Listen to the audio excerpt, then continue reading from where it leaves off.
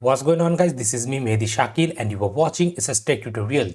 So guys, in today's quick video I'm going to show you that how you can extend your C drive partition to some unallocated disk space of your hard drive. If I open my disk management on my computer, you can see all of the disks connected with my computer. And here on disk 1 I have 638 MB unallocated space.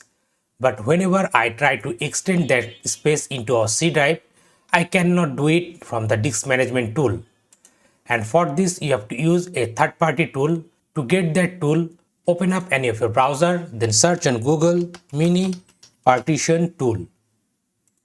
Then go to this first link partitionwizard.com. From here, hover your mouse to download Partition Wizard, and from here download the free edition. Then after that, install that mini partition tool on your computer.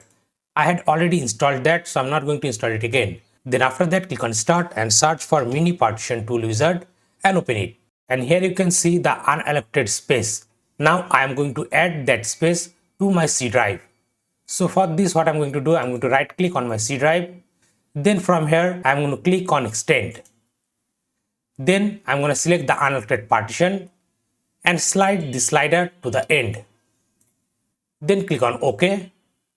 And now here you can see the unallocated space has been added to my C drive. Then after that, click on apply. Then yes.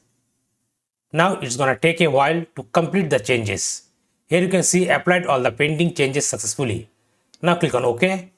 And now you can close the mini partition tool wizard. Now again, if I open my disk management tool, and now here you can see we don't have that unallocated space here. We added those space in our C drive. So like this, you can extend your C drive from any unallocated space on your hard drive. So that's all for today.